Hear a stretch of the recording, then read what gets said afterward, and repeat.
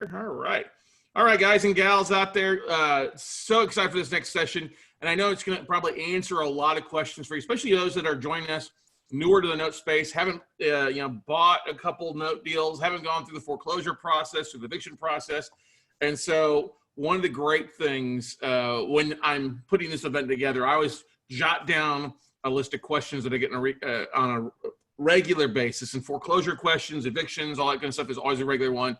And so it was great reaching out to a mutual friend of mine, and he put me in touch with Stephanie. I was like, oh, this is me perfect for the discussion. So our featured keynote here for you guys, Miss Stephanie Perini-Hegarty. She is a robust, lots of experience as a real estate practice, a robust real estate practice representing commercial and residential buyers and investors and sellers, landlords and tenants.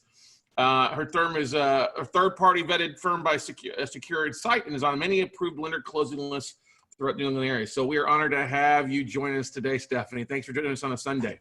Yeah, no problem. Thank you for having me, and thanks to everyone for your persistence and dedication for being part of this all through Sunday as well. So I know you've had a fantastic lineup the past few days, so I'm really happy to be here.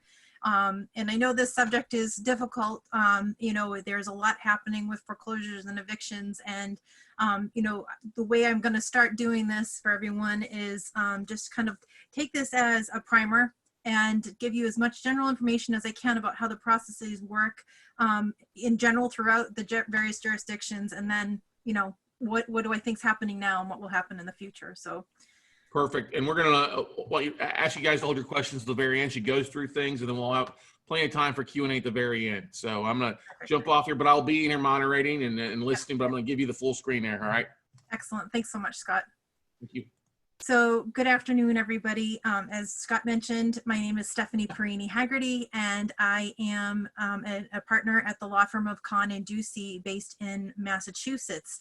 We're a full-service law firm, and we provide real estate, so buy side, sell side, landlord, tenant, lender representations, and we also do collections and evictions for folks who may need assistance in that regard. So I'm just trying to hide my self view here so you guys don't have to see that, but maybe I'll just do this. There we go. What I'm going to talk about today, again, is the foreclosures and evictions in general, and talking about them, how they generally operated before the quarantine and how they will operate, post-quarantine potentially. I just want to put a disclaimer out there, being the attorney who's presenting right now, that because things are changing almost daily, because of COVID and the pandemic, each state is reacting a little differently and with different time frames. So what I'm providing to you is informational. I highly suggest that for whatever jurisdiction that you're in, whatever state you're in, that you also look to local counsel to help you. But if you happen to be in the New England region, feel free to call me. And if I can't help you, I'll find someone who can. So I know you've been learning a lot this weekend about notes and mortgages and things of that nature for those of you who have been part of the 3-day note camp. But for those of you who may be new to this, I just want to give you some basic terms, which can be confusing to people at sometimes. So I just want to start out with what a mortgagor is. When you hear the term mortgagor in a mortgage, it's not the lender. It's actually the borrower or the debtor who's signing the lien, the mortgage lien agreement between themselves and the lender who is giving them a loan. When that loan is secured by the mortgage itself, and the loan is the note. And that's the private contract between the lender and the borrower. The mortgagee is the lender.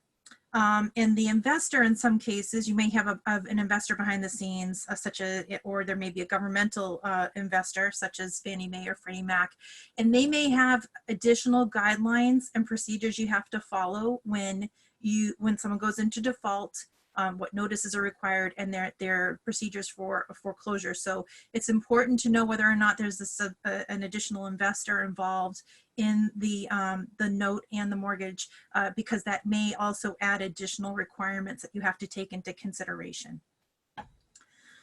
So another thing I want to point out too is there are a lot of differences between doing a residential foreclosure and a commercial foreclosure. A residential foreclosure is going to require more steps to go through because you're potentially evicting people or removing people from the home in which they live, or for a tenant, you know, again, it's a property that they're renting to live. And in the case of a commercial foreclosure, while it is still a severe step to go through that foreclosure, because it's a commercial entity that is the borrower, there are shorter time frames and different types of notices that would have to be sent to a commercial tenant or a commercial property owner if you were going to be foreclosing on their property. So it's important to know that there are more steps and more time on a residential side, and therefore there's potentially more cost. And so you have to kind of think about all these things as you're deciding how you're going to approach a foreclosure on the note that you hold. And so today there's something else that we're going to go over. So what people might not know is there's different ways to initiate a foreclosure. And on top of that, different states require different processes. There's, you know, these things called judicial versus non-judicial foreclosures. So we're going to go over the different types of foreclosures there are, and generally what kind of documentation and notices are required, you know, in respect to those foreclosures. And as I get down, it shows you the different methods are like by entry, by action, by sale, or there's something to avoid a foreclosure, which is a deed in lieu of foreclosure that's permitted in certain circumstances in certain states. Another important item that we'll be going over is something called the Service Members Civil Relief Act. And what that means and what procedures have to be followed for that. And obviously involves military personnel who own a property that you may have to foreclose on. Well, there's also a lot of responsibilities that you as the mortgagee will have to undertake in order to conduct the sale. And you would be doing this with local counsel. But it's important to know there's a lot of notifications that are required by statute or the law. And as I said, in some instances, they'll also be required by investors who may be part of the transaction. So it's important to know what those types of notifications are. And with respect to residential foreclosures, it's the strict adherence to the procedures and the steps is really critical, because if the process is not followed as the state or the county or per the contract that you have with the under the mortgage with the borrower, if those things aren't followed very strictly, you may have to delay the sale. Other things that can impact the foreclosure sale and the timing of it could be that the borrower may file for a bankruptcy, which means you automatically have to stop the foreclosure proceeding and wait for the court to allow you to either move ahead or continue to delay it until the bankruptcy is completed. Another consideration is you may be buying a note and you're not the person with the first interest, first priority interest in the property. You may have junior mortgages involved. You may have purchased a junior mortgage. And so you have to kind of consider what your standing is when you're approaching that mortgage and what your responsibilities are as a result of that. You may have to notify a company that has a higher priority mortgage on the property and let them know that you have the right to foreclose and what that means. Or you may be the junior mortgagor, and you have to. There's additional steps you'll have to take to go through that foreclosure process as the junior mortgagor. The other thing to consider too is at a high level, you know, what happens when you sell the property and it's less than the amount that's owed, and that it's called a deficiency, and there's a way that you can collect on that deficiency. And then lastly, when there are evictions required for the property post foreclosure. So it could be that the original owner is overstaying their welcome, or you have tenants that have a lease that's not up yet, and you have to determine, you know, whether or not you need to want them to be removed from the property, what kind of notification you have to give them to evict them, things of that nature. So there is a whole process involved in post foreclosure proceedings on evictions. So it's my understanding you may have gone through this with another person, or maybe it's going to happen after me, but when you are looking at a mortgage, again, that's a contract between the borrower and the lender, and that goes on public record, usually with a registry of deeds or a county clerk, or whatever your jurisdiction uses for land recordings, land ownership conveyance recordings. That mortgage is the lien that secures your interest in the note, and it gives you the ability to proceed to a foreclosure in the event your borrower fails to pay. There's very important provisions that need to be included in the mortgage for you to proceed with a foreclosure with least resistance, a path of least resistance, so to speak. So in one of those pieces of language is very important, especially in jurisdictions like Massachusetts. You need to have what's called a power of sale in your mortgage. And you also have to determine, even if there's been a modification over the years and you happen to inherit it after a modification's already been done, you have to understand the loan documents and the original dates of default and payment terms so that you can calculate how much is due from the borrower for your notifications as part of the foreclosure process, and what the payment terms were until the time of default. And all of this requires that you move forward with good faith and with reasonable diligence, so that you're understanding exactly who the parties are that you have to make notice to. So if it's a married couple, if it's a corporate entity, is the corporate entity's owners, are they individually guaranteeing it as well? And do they also need notice as a guarantor? And that's important for purposes of deficiencies as well.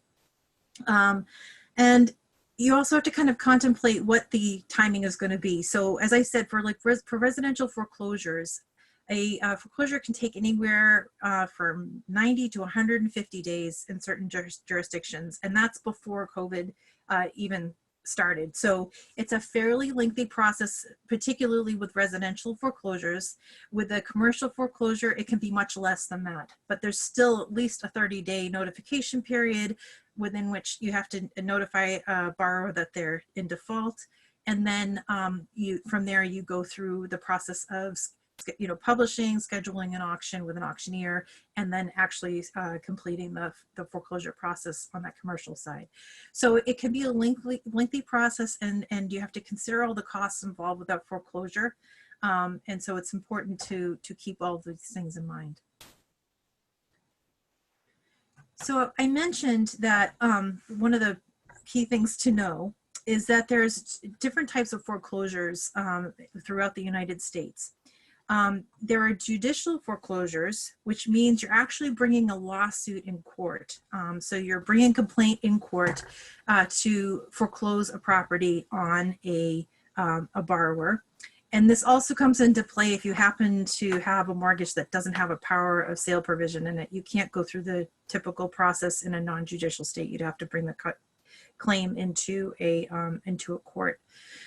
In a non-judicial process, because there's a power of sale clause in your mortgage contract, you can actually just proceed with the mortgage once you've satisfied the notice obligations you have in your jurisdiction for that for the borrower. So once you send out the notices that are required, you just can go ahead and continue the process, with the exception, as I said, if there's no power of a sale provision, you have to go through the court, or there's a step in a non-judicial process where you actually have to file a complaint in the land court or whatever court would govern in your jurisdiction, to allow for verification of military service for an individual. And I'll get into that a little bit longer later on. So right now, based on my research, there are 22 states that allow for judicial foreclosure. This means that, as I mentioned, in order to foreclose on the note that you have and foreclose on the mortgage that secures your interest on the property, you have to file a complaint in the local court for that to be approved and get a judgment to allow the foreclosure to proceed. You'll see that, that there's a lot of states throughout the United States. There's no one particular region that this is effective in. It's throughout the United States. And then as far as the non-judicial side, of which Massachusetts is one, as I said, you can just start the foreclosure once there's a default and you've satisfied your notification requirements under the law and per the contract, which is the mortgage. In order to start, go forward with the mortgage, you must have the original note. So if you're buying this note from another investor as part of your investment strategy, you've bought this portfolio or you've bought this note, you must have the original in order to move forward with the foreclosure.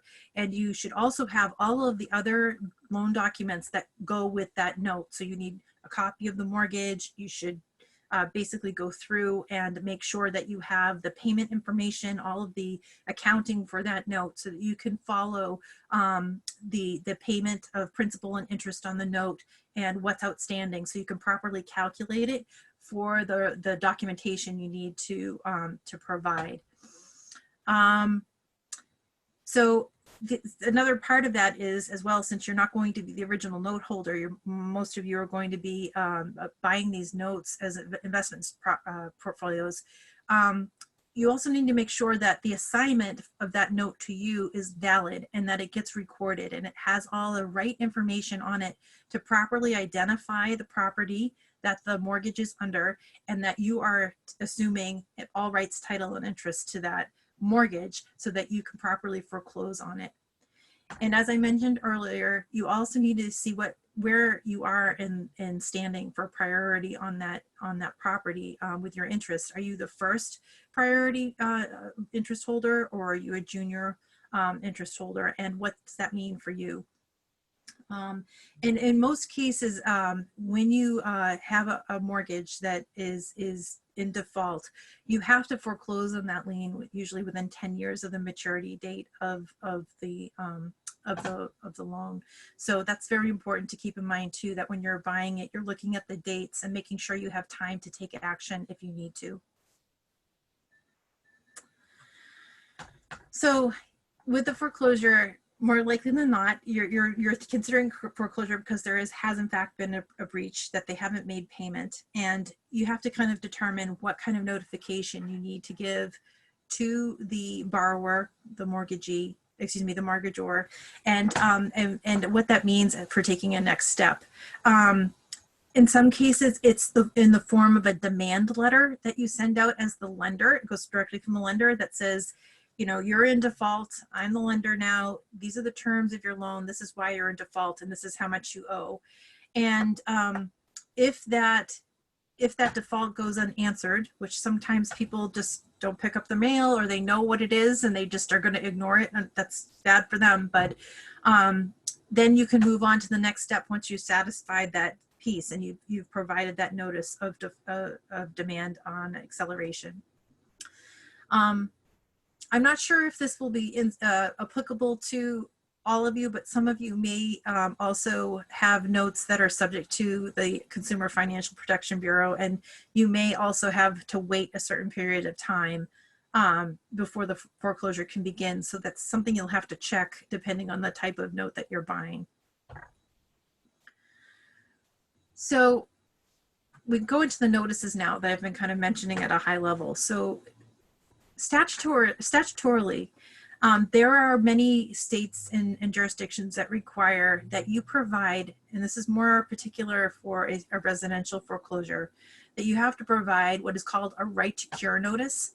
And basically what that's doing is, in addition to the note that you've sent, which I just called for the demand, this would go out by your attorney, your local attorney, and they would send this notice of right to cure, and that gives the borrower a certain period of time, usually by statute, within which they have to basically get in touch with the lender and try to work out either a modification or a forbearance or a deferral of some kind, and basically, once that time has elapsed, then you can move on to the next stage of the process and, make sure that that things are satisfied in order for you to get to that foreclosure auction stage. But in most states on a residential foreclosure, you have to go through this right to cure. And in addition to that, this right to cure, there's also a period of time before the note is accelerated and foreclosed. So that gets to you a period of potentially 120 days, and that's why I kind of said 90 to 150 days of compliance for that. And it's important to know that when you sent that notice out and that clock starts, you are supposed to stop any penalty charges or anything like that, because you're trying to, it's a negotiation and a workout phase before the foreclosure commences. So a lot of courts and a lot of jurisdictions want to see that the lender's acting in good faith and is complying with the obligation to try to work these things out with the borrower before they do the ultimate thing and try to take the property away from that borrower. Like I say, if you don't do these things, it's a potential of postponing the sale just because you need to be in compliance and you have to go back and send out the notifications and restart the clock. In other cases, there might be a postponement because at any point during this process, the borrower could file for bankruptcy. And when a borrower applies for a bankruptcy or files for bankruptcy, it's an automatic stay. Which means the foreclosure process has to stop. So those are things that could potentially slow down this whole process that you need to consider because they are realities. And I will say from practical experience, we check for bankruptcy filings throughout the process because it could happen at any time, even on the day of the foreclosure auction. I mentioned the Service Member Civil Relief Act previously, and this is important because if your borrower is a military personnel and they are actively engaged in military service, and for a period of up to 3 months after they leave military service, you cannot foreclose on their property. And so this is a protection for people who, let's say they may get assigned overseas and they're not watching what's happening at home. It allows for them to have some protection so they're not having their home taken away from them when they're occupied doing other things on behalf of the country. But this is why it's important that the filing happen during the foreclosure process. So after the notices are given, you file with your local court to verify and publish the fact that you are going to be foreclosing on a particular property. You publish it because you want everyone to know that the home is going to be foreclosed on, or the commercial property is going to be foreclosed on, and the borrower has an opportunity to respond to the SCRA complaint and say, hey, you can't do this. I'm actively serving in the military, and you need to stop this process. And if that happens, you do need to stop until they're out of military service. Or if they don't respond and it shows that they aren't active military, then you will get a notice from the court that says you can proceed with the foreclosure and you're all set. But you have to go through this process on the SCRA when it's a residential property. Now, I talked about all these methods of foreclosure. The first is by entry that I mentioned, and that's when you recover possession by going onto the property peacefully, and you basically exercise your power of sale. This typically happens on the date of the day of the foreclosure auction in most jurisdictions. So it goes with the foreclosure by sale process in a lot of situations, but that's typically what that means. It means that you have the power of sale to exercise in the mortgage. The person's in default. You've gone through all of the processes of notifications that you were required to do, and you can foreclose by entry and then also by sale.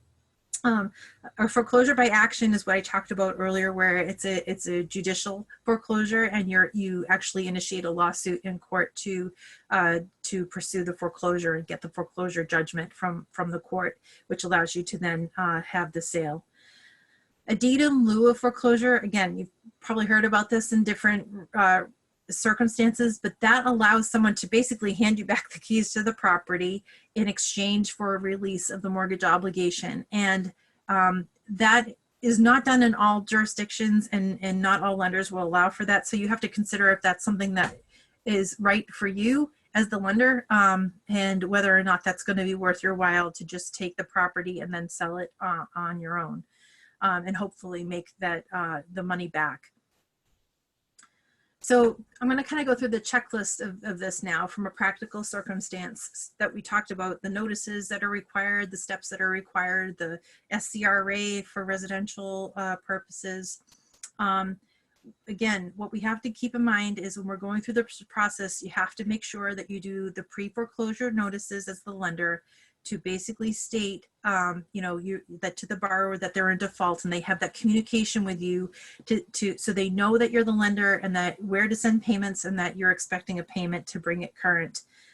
When that doesn't happen, you basically have to make sure that you go to the step of the foreclosure notifications that are required in your jurisdiction. So here, when you're doing that, you have to confirm that you've done these notifications, so that you have backup for this for your foreclosure process, so that nothing basically tarnishes the process that you're going through. Because as I mentioned earlier, these foreclosure is very serious and you have to follow the rules very strictly, or you have to kind of restart the whole process again in order to be compliant. And you're going to want to have to do an affidavit in some jurisdictions of notice and compliance to attest to that. When I go through this process with my clients, I do, as I mentioned, check the bankruptcy court filings right at the outset. When I get the file from my lenders, we check PACER, which is a court system, a docket system, and we make sure that we look up the borrower's names, and we try to make sure that throughout the process we're keeping abreast of the fact of whether or not the borrower has actually filed bankruptcy. Because if they file a bankruptcy during this process, we are required to stop and until the bankruptcy court tells us we can proceed, because they'll either approve the bankruptcy filing to go to the next step, or they will disallow it and we can just commence where we left off on the foreclosure if they disallow it. We have to review the title. So it's really important that when you're getting these properties, and you may have already gone through the process of looking at the title for the properties to understand what you're buying, but in some cases you might not have. And when you go to the foreclosure stage, you really need to examine what the chain of ownership was and all the liens that were on it. So you understand, again, what priority interest you have in the property, that your assignment was properly recorded, and that you have the proper title and interest in the mortgage and the note in order to start that foreclosure process. You also, what we do is we encourage that there's a hazardous waste report done, because we want to make sure that if it's a commercial property, and let's say it's a dry cleaners, there is probably going to be hazardous waste there. So in Massachusetts we call it a 21E review, and we want to make sure that you take that into consideration, because you may have to treat the property before you sell it, or if someone's going to buy it as is, you need to disclose that there may be hazardous waste there, even though in most cases they're going to be buying it as is, under a foreclosure sale. And you also want to do an appraisal, so that when you go out to market to do that foreclosure sale, you're asking for a reasonable price for the property that covers the amount that's due to you, if possible. And if it's fair market value and it sells for more than what was owed to you, then you would have a responsibility to disperse those funds as well. So, but you want to make sure you're properly appraising the property value so that you can sell it for the appropriate amount. As I mentioned, you want to make sure you have the proper assignment in place so that you have legal title to the property, or legal interest, sorry, I should say, in the property under the mortgage. And as I mentioned, you have to send the proper notices. So the notice of default from the lender, with an acceleration potentially if your mortgage or note allows for it. You need to file the SCRE complaint with the affidavit of notice that you've given the notice of default and the acceleration to the borrower. And again, that's only for residential, typically. And when you file that SCR complaint in the court, you basically then go to, you have to publish a notice of sale. You have to serve it on the borrower, and you also have to record the notice with the local land clerk or registry of deeds, we call it here in Massachusetts. And so everything is publicly known, and the court you can show the court then that you've tried everything to reach out to the individual in a public way in writing to inform them of the default and the foreclosure sale that's coming. And that gets to this next stage, so if the SCRA, you file that information back with the court, and then they let you know through an order of notice that you can go ahead and move ahead to the next stage of the process for organizing the auction sale once you get that judgment from the court that it's okay to proceed. And then what you do is you start working with an auctioneer. And so that auctioneer, especially nowadays, they're really great partners in helping determine how and when to move forward with your the date and time for your foreclosure sale. I've been talking with a lot of auctioneers lately, and what we've seen in practice is that even though there are moratoriums, if a property is vacant right now, so if a person abandons the property or is otherwise the property is vacant and the borrower is not in any way in the property, you can actually schedule for the sale, the auction. So that's a good thing to know for people who have the ability and opportunity to do that. But auctioneers, you're going to get to know them well, and they really very helpful through this stage.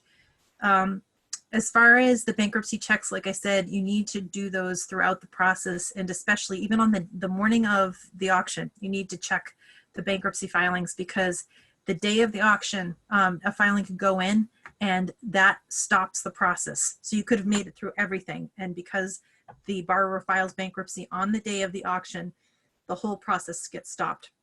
And you have to wait for the court to tell you whether or not you can move ahead, whether the bankruptcy is going to be approved to move ahead or not. If it gets dismissed, you can just reschedule the auction and start where you left off. If it gets postponed, and throughout the bankruptcy process, you have to be prepared that you're going to have to wait until that whole process is completed, and determine when you can, as a creditor at that point, arrange for repayment or auction of the property. Let me see here.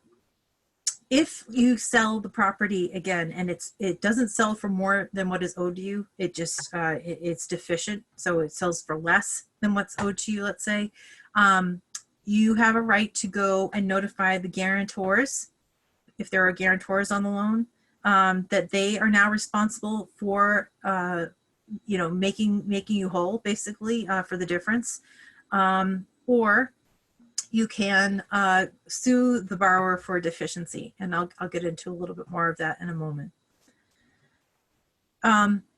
Another thing that you have to think about too when you're going through this process, I know there's a lot of notices and there's a lot here, but you also have to think of not only the people who have interest in the real property, but if it's a commercial space, for instance, you could have UCC interests in the personal property on the space.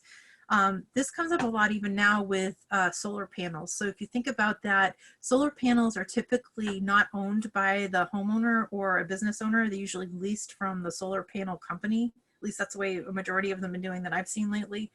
And they have a UCC interest in the property. So if this property is going to be, the real property is going to be foreclosed upon, you need to make a notice to the owner of the solar panels, let's say, for this example, and let them know that they have to, either remove their solar panels or, they're going to be part of the auctions. So that's something else you need to consider about, or if it's a restaurant.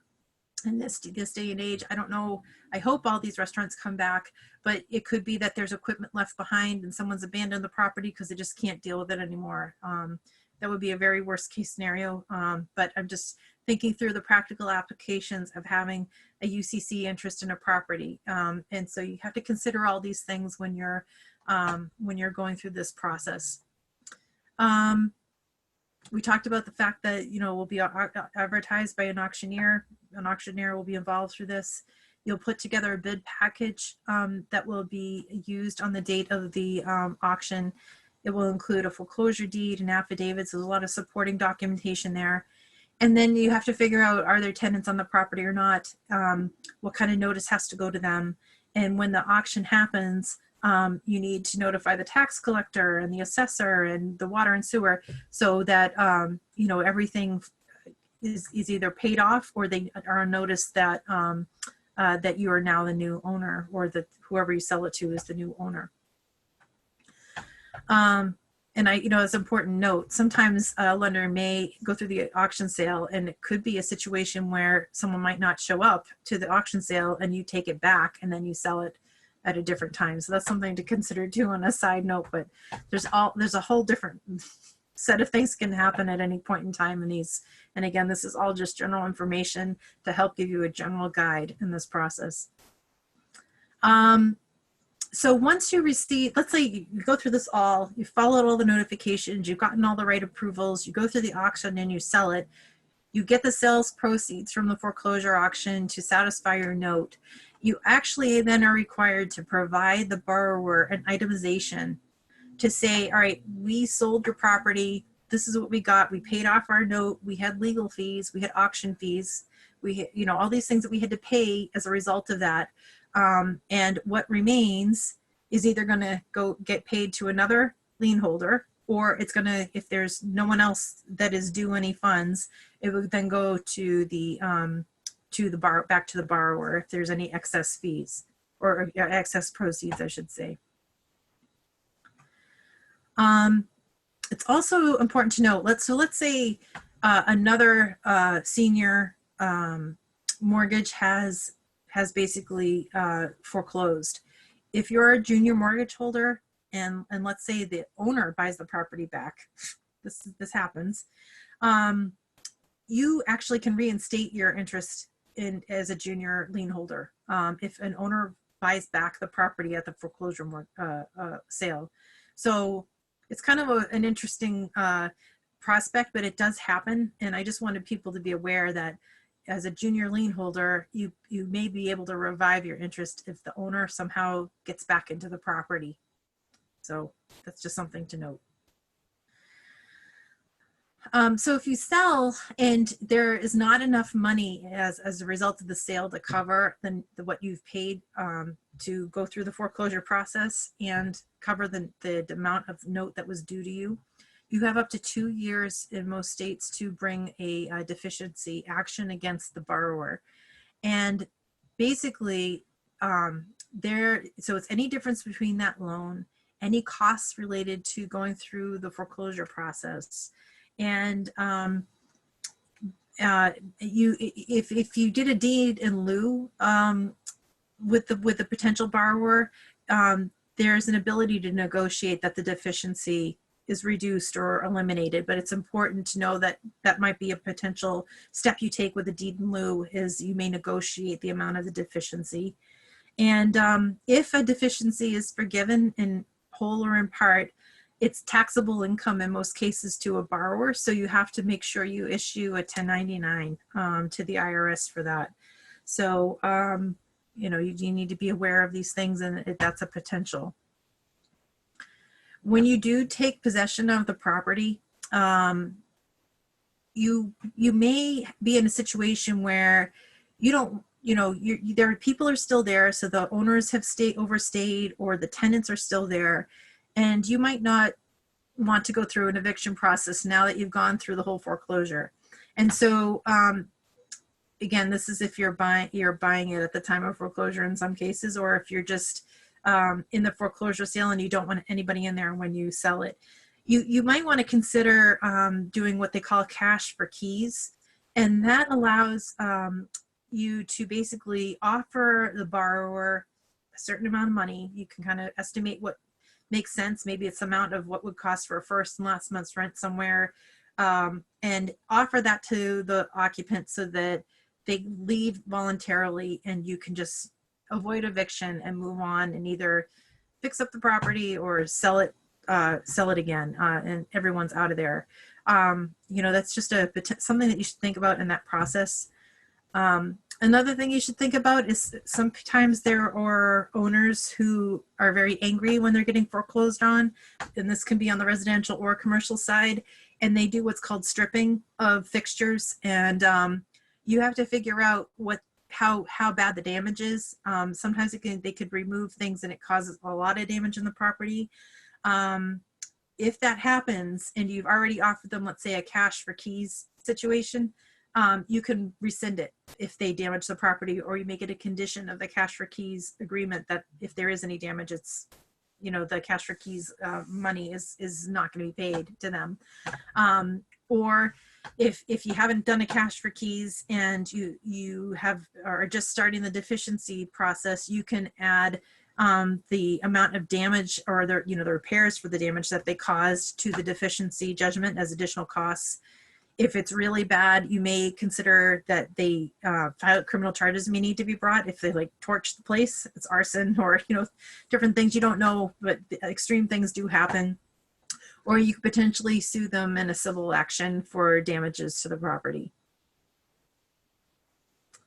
And this this is all pre-COVID, but these are the general steps for all the foreclosure. And then we get into more of the eviction side. And with the eviction side of things, it's all about notification. So with an eviction, especially on a residential side, again, there are housing courts and land courts that hear what is called a summary process complaint and hearings in order to evaluate if someone has been given proper notice to remove themselves from a property, and basically what their rights are. In the terms of any whether it's foreclosure or otherwise, you have to give a written notification to the tenant that they need to remove themselves from the property, or from the owner occupant that they have to remove themselves from the property. It's typically called a notice to quit or a notice to terminate tenancy.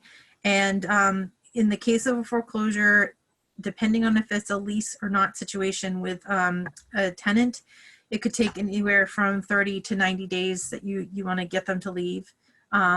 If they're in a lease situation, you have to follow the terms of the lease in some respects, but if it's a tenant at will, you could probably give less time.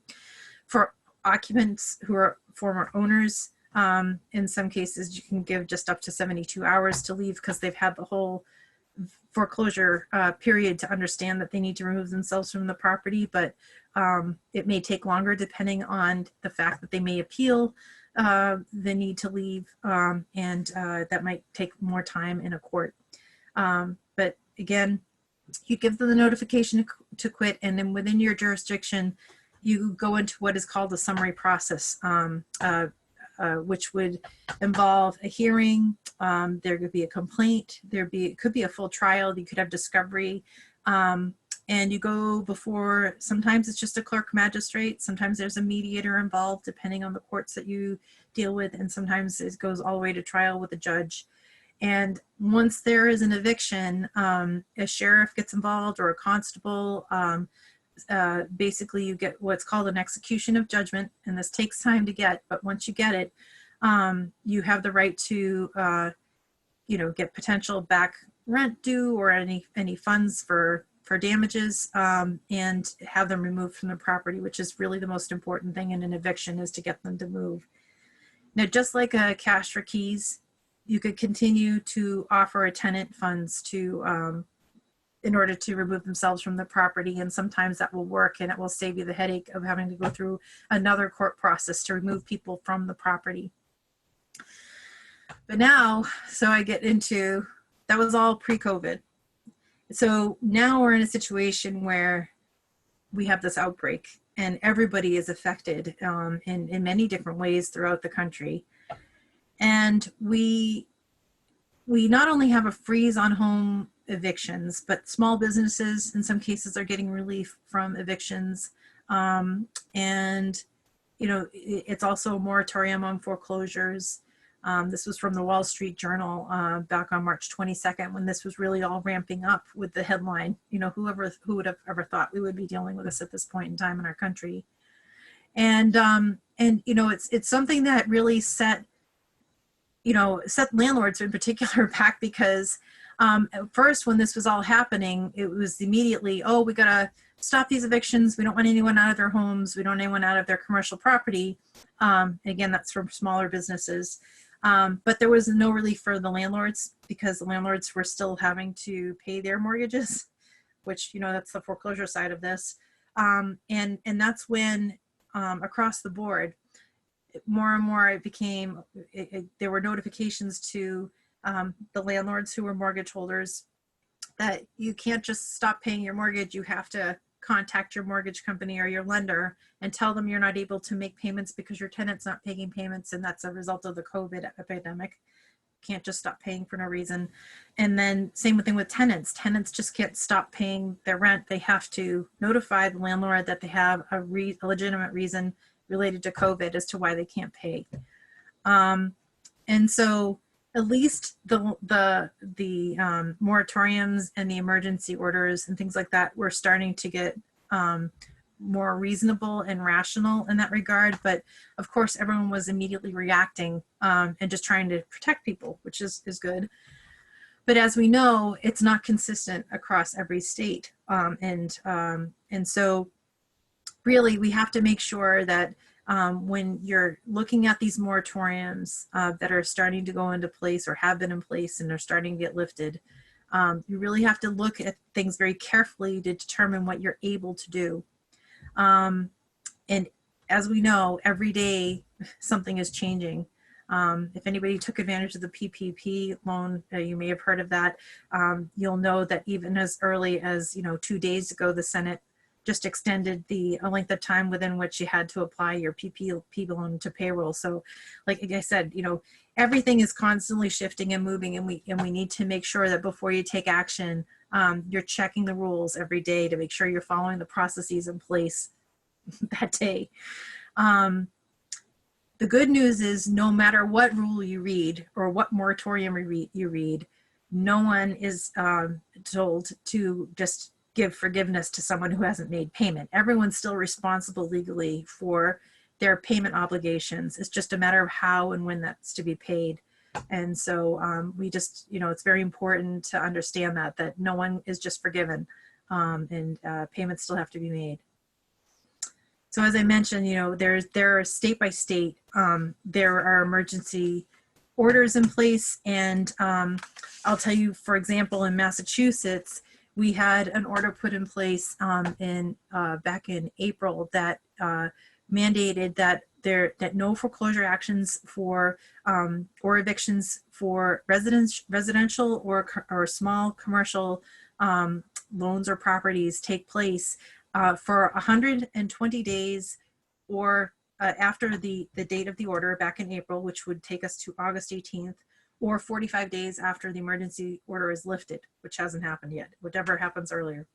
And that means that there are tenants, I have landlord tenants, landlord clients who have commercial tenants who have not been making payments. And in one instance, there is a commercial tenant who stopped paying in January, but said, hey, because of COVID, I'm not paying, but hasn't proven anything otherwise. And we said, well, you haven't been paying since January, and the COVID emergency orders didn't happen until like March and April. So what's your deal here? So we went back to the emergency order, and we saw, well, we can't evict them yet because the courts, first of all, are only looking at emergency situations that they call essential situations to have hearings related to evictions. And there are only two qualifications for that. One is if there's criminal activity happening. So criminal activity has to be happening that's going to affect the health and safety of others, or there's just violations in the property that impact the health and safety of others. Those are the only two situations that a court's going to look at an eviction hearing, at least in Massachusetts right now. And so we had to figure out a way to put that tenant on formal notification that they had to pay, and it can't be a default payment because of the moratorium. So what we did was we did a notice of rent arrearage, and that's kind of a loophole workaround we created to put the tenant on formal notice that they're behind, and that they had to make payment, and we tallied each month that they had outstanding, and for those 2 months that were before any emergency orders were issued, we can actually apply late fees and any other collection fees. But for the months that are still under, let's say, the moratorium, we can't tally late fees, so we have to kind of postpone that. So we've sent out those notice of arrearage, and we're waiting to hear back. But that's a way for the landlord to keep track of the fact that they put the tenant on formal notice, so that once we can go ahead and do a full eviction hearing, we can do everything after the moratorium is over, that we have a record that we were in communication with the tenant to put them on notice, and we wanted to try to work some kind of payment arrangement out with them. Another thing that we've been doing is working with tenants to, let's say we defer their rental payments for a couple of months. And what some landlords have been doing is saying, all right, you don't have to pay April and May, but starting in June, we're going to take those 2 missed payments and we're going to apply them over the next 6 months in addition, break it out over 6 months in addition to your other normal rent. And for those people who can afford to do that, that's worked out great. Some lenders have even done that in the circumstance of a mortgage as well, where let's say a borrower wants to forbear their payments. Some lenders are allowing that forbearance for missed payments to be applied over the life of the loan, or as a balloon payment at the end of the loan period. So there's a lot of creative things that are being done to help people during this COVID epidemic. But you have to be willing to work with people, and the people have to be also working with you in good faith to make sure that they're going to abide by the modification agreements or the rental modification agreements in order to make that work properly. So that's very important. As far as vacant properties, as I mentioned previously, if the property is vacant, you can go ahead and continue with the foreclosure or formalize an eviction. If someone's just out, you just terminate the lease. So, but the important thing is, whatever you're doing during this COVID crisis, while these moratoriums are in place or these emergency restrictions are in place, is work with your local attorney or look through the documentation you have so that you can prepare what you need to once you're able to go into court when this is all over. Because as you can see, a lot of this is about planning and making sure you have all the documentation to back up everything that need to be done. And so, like I said, so what can be done during the COVID-19 epidemic in the context of mortgages and foreclosures?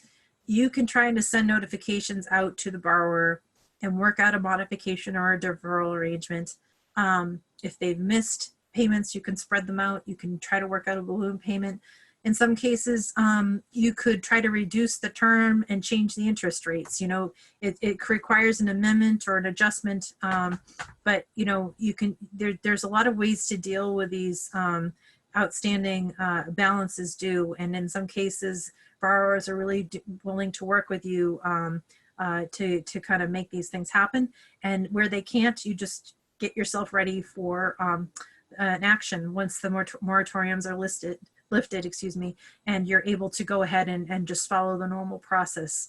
I will say that, you get everything together, and what's going to happen is, because of all these moratoriums, there's just going to be a backlog in the courts. They're slowly starting to hear things now. In some cases, they're starting to hear some hearings on through Zoom or other virtual platforms, but it's very hard on an eviction proceeding or a foreclosure proceeding to have those types of things done. And so virtually, because people are going to want to be fully heard in front of a judge or whatever their rights are in front of a court. And so they may not feel that virtual hearing in this regard is going to be satisfactory. So anything in housing, land, it's going to take time. And it's already backed up. I've had cases that, were automatically, once the orders were put in place, first they were postponed from March to May, and now they're already at the end of July. And so, and even now I can see that being postponed again without the attorneys filing anything. The courts are just pushing them off. So be patient, but be prepared. And so that brings me into the evictions. You can try right now, if you have a tenant and you're trying to figure out how to deal with the tenant, you can put them on notice that there's a rent arrearage. And again, there's no legal implication behind that other than to memorialize the fact that they're in arrears, and that gives you documentation to bring into court to say you've been in communication with the tenant. And you just keep communicating and documenting as much as you can. And if the tenant is silent and isn't working with you, that also works in your favor as far as an eviction, because you can show the court that you've made an attempt to work something out with the tenant, or get them out in a more reasonable way, and that they weren't willing to work with you. And so that's things you have to think about. Post quarantine, again, patience is going to be the name of the game. I think that there'll be a lot of real estate activity out there. And so tenants may be just moving because landlords aren't going to own property anymore. They want to be selling the property and getting out of certain commercial spaces. And so you're really going to have to look at your portfolios or the properties you're investing in and kind of figure out, what do you think is going to be happening in that area? Given the new remote climate for work, or just in terms of tenants being mobile, will they be able to move anywhere else without having quarantine obligations on them?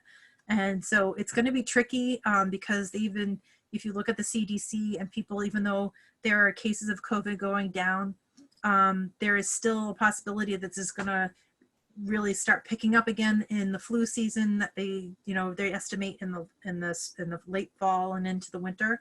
And so any action that you take, you want to be prepared for as soon as possible when an emergency order is lifted, because once it's lifted, you may have a short window of opportunity before things start spiking up again, and they may actually institute additional moratoriums, or continue to postpone the lifting of them. So it's just important to keep abreast of what's happening in your local area, and know that you want to be fully prepared to take whatever legal action you need to within the courts as soon as the moratorium is up, so that you have the ability to take some action and get some relief, and get these time periods triggering, especially with foreclosures, as soon as possible. So it will be a whole different world that we're going to be living, as we all know and have experienced. And I think that especially when it comes to evictions of residential folks and on foreclosures, the housing courts and land courts and any entity that has jurisdiction is going to be, I think, pretty lenient on the individuals. If it's going to be hard for them to be mobile and go somewhere else. So you really have to take that into consideration, and also weigh the costs of going through one of these proceedings versus potentially the cash for keys situation, whether that's a tenant or an owner occupant that you want to remove. Because sometimes they may be more cost effective for you, even though, it might not always be the way that you want it to play out. But that's something to consider when you're looking at all of these items, and just be patient. So I know, let me see here, it's been about 45 minutes, I think, but I hope that information has been helpful to you. I'm going to leave my contact information up for right now. And what I will do is, Perfect. Yeah. So how do we want to go to the next stage here? Yeah, just leave that up for a little bit so people can take some questions. You can write it down. We got a few questions to pop in here with about 15 minutes left in session. So let's go through some of the questions here. So let's see here. Dan says, I'm planning on keeping the property, rehabbing and selling on the MLS or renting. Who forecloses and holds an auction besides banks? So he's planning on renting a property. Planning on keeping the property, rehabbing and selling on the MLS. I guess he's basically buying a note and then planning on keeping the property and then turning around and selling it or renting it. So you have, I mean, private individuals foreclose. It doesn't have to be a bank that forecloses, right, Stephanie? You work with private investors too. Yeah, a private investor who holds a note can foreclose on a property, and a lot of hard money lenders are private investors. So if you own a property with a tenant and that tenant, you can evict that tenant. You can, if you're just the hard money lender on a property owner, you can go through the foreclosure process. Just know that you are still bound by the same rules as if you were a Bank of America. The rules for documentation and notice and all those things still apply, whether you're a private lender, private investor, or you're a big bank. Yeah. Let's see here. Okay. Sri asked a couple questions. He goes, I have foreclosed with lost note LNAs, lost note affidavits in the past. Yeah, I mean, we people get worried about lost note affidavits or even the whole MERS robo-signing. That doesn't really slow down foreclosures for the most part these days, does it, Stephanie? It doesn't slow it down too much. It is problematic if you don't have the note, but you do have to substantiate that you have an interest in the note. So you really need to make sure you have the proper affidavit and the proper documentation in order to, again, it's to verify your rights to this loan. Exactly. Sri asked a question here. He goes, what's the statute of limitations on collecting mortgage debt in Massachusetts? Is it based on the last payment date or acceleration event or maturity date or origination date? Which of the above has a higher priority? When we file the mortgage and we give out the notices, we have to go back to the original date of default. But as I mentioned earlier, you have to file. If there's within 10 years of the date of maturity, you have the right to file for an action on a mortgage. So yeah, so I mean, obviously you have time once you own the note. Again, I think a lot of your people are buying them from other folks. So you just look at the date of maturity on the note and kind of see where you sit. If it only has 2 years left on it, or if it's got 1 year left, what do you need to do in order to go after the money that's owed on the note? Mm-hmm. You want to talk about statute of limitations a little bit, that we may see a little bit more of as people have stopped collecting, maybe forget about things? Well, yeah, the good news is, well, I'll say is it's called tolling. So what happens is with all these moratoriums, most of them say that basically you're not going to lose, the clock's not ticking right now while the moratorium is on.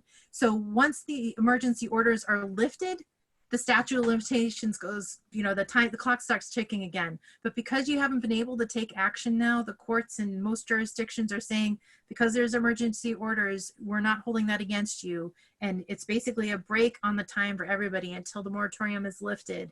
And then you have the right to add that basically to the normal time that you have left. So yeah, if that makes sense. Totally Yeah. makes sense. Yeah, exactly. Laura asked a question, because can you tell me the difference between a pocket release and a proper release on a contract for deed? We went to sell a property we took back, and the title company said that they didn't recognize the borrower's release. My attorney said it was because it was a pocket release.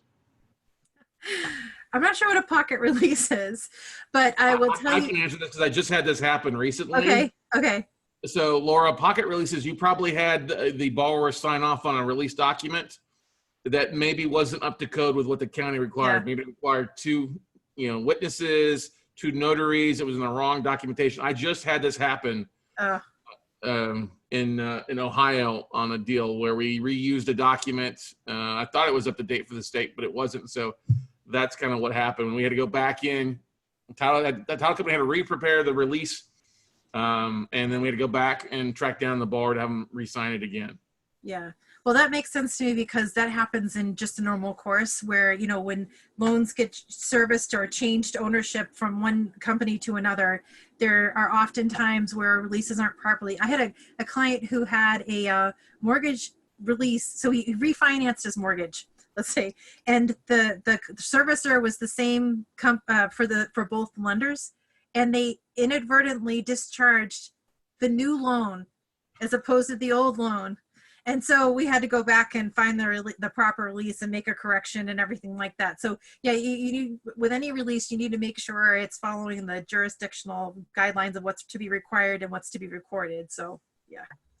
Yeah, I bought a note deal where the previous loan was never released, and 8 years later we had to go back and try to track down somebody that company to get them to sign off on releasing that mortgage. Yeah. So we could get it to get it refinanced or get it sold off there. Let's see. Robert asked a question: what rights does a lender have to enter and secure a property during the foreclosure process before they take ownership?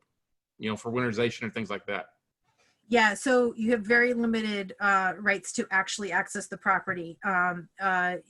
Really, you only have the ability to go onto it pretty much at the end of the process when you're getting ready for the foreclosure sale. And so that's why there are people who get surprised because they'll find out that the borrower has possibly stripped the property, or they haven't taken trash out of the property, or it's just left all their belongings there. And so that's, unfortunately, that's kind of the situation with a foreclosure, is you really don't know what you're going to get until you are able to enter the property at the end of the process. Well, can you touch base a little bit though on like what Fannie Mae does? I mean, Fannie Mae finds out a property's the tenant's not living it. They go in and winterize it and secure it though. And us as investors, don't we have the same rights to that, to go in and change the locks? We find out it's vacant? That's once you've foreclosed, right?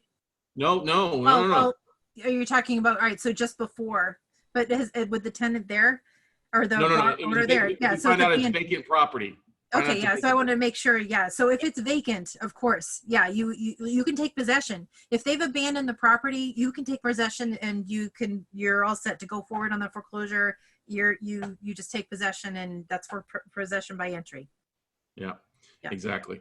Now you want to make sure, here's the thing too, you want to make sure it's the right address. I know some investors that bought a note in a different state, and it was a cove versus street, but his due diligence people showed up to the wrong address, changed the locks, and then the homeowners to the wrong property showed up. Yeah, cops got called that day in that deal. Yeah, that would be not good. So that's one of the reasons why you have to go through and do a title review before you go to the property and do that appraisal, review, and that helps you affirm, what property it is, that you have the proper address, you have the proper borrowers, and all of that. So that's all part of the due diligence while you're going through the foreclosure process.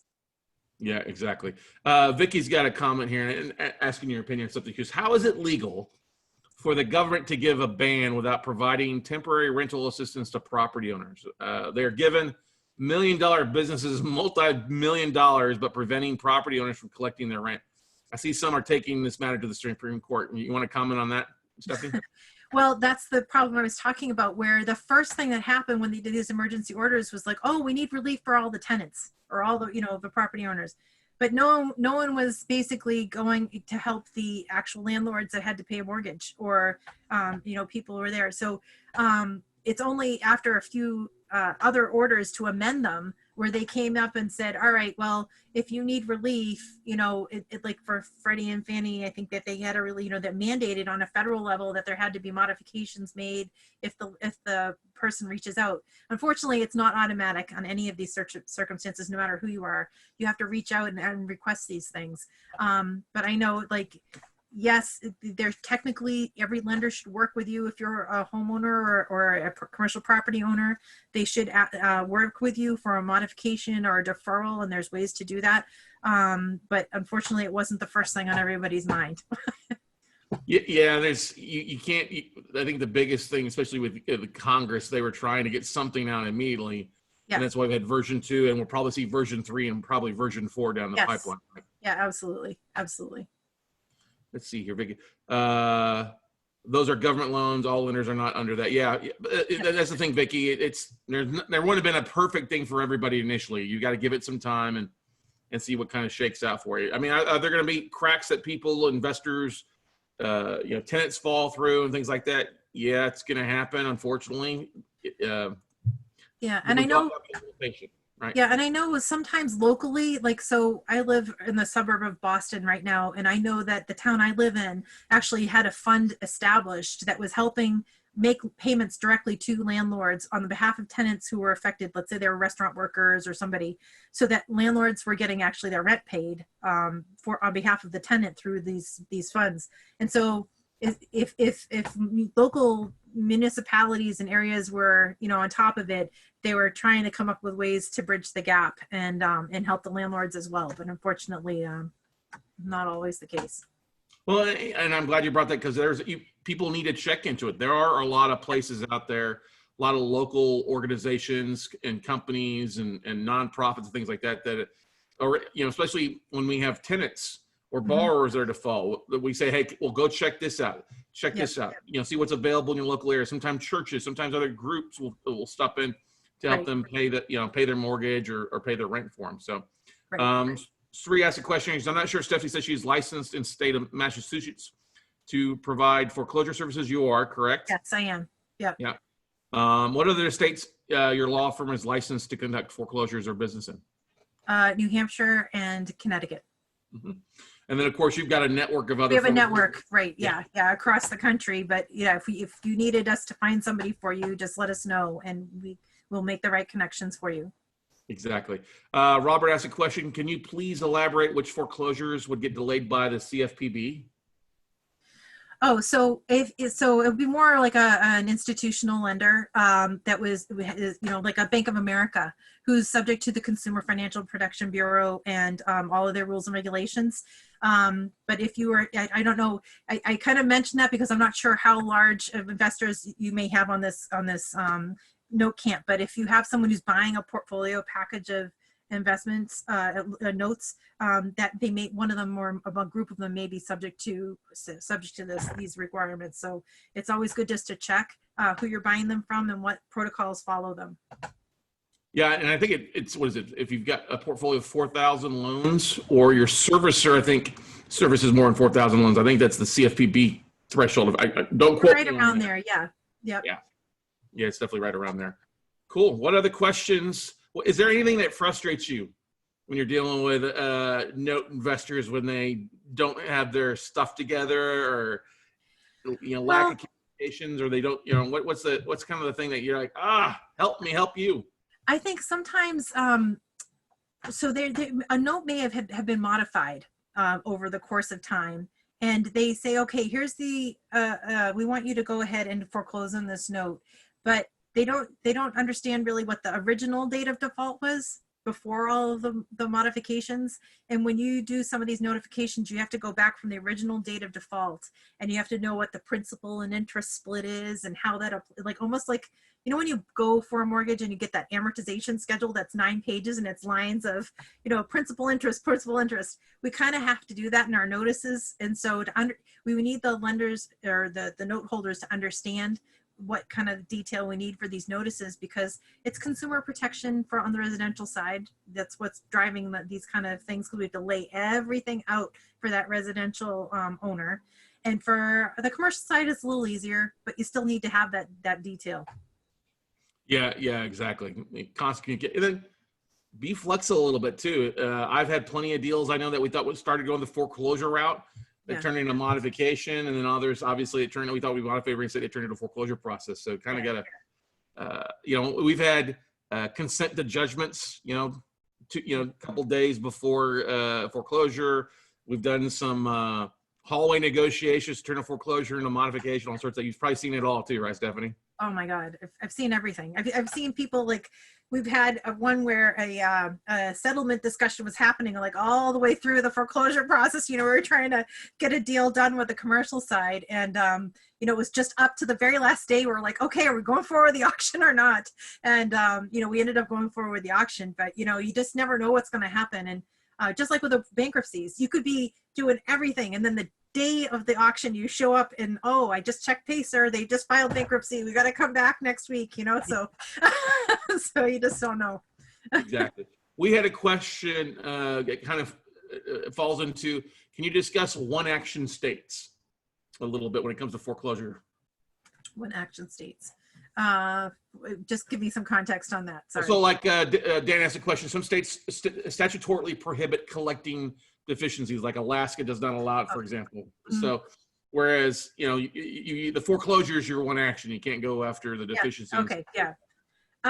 Well, you just have to make sure that when you're calculating out your amounts at the, you know, for the foreclosure auction, when you're tallying up, you know, your auction costs, the legal fees, all of those things, you really have to make sure that you are allowing for all of the actual expenses, and you know, and make sure that appraisal, that you're really putting it out there for as much as you can possibly get, so you can try to avoid that deficiency as much as possible, because that's going to be, you know, one and done kind of situation. And so you really have to, you know, figure out how you're going to cut your losses in that kind of situation. Mm-hmm. Can you have you ever gone back and sued on the mortgage for anybody? I have not. Okay. Had to do that. Yeah. Okay.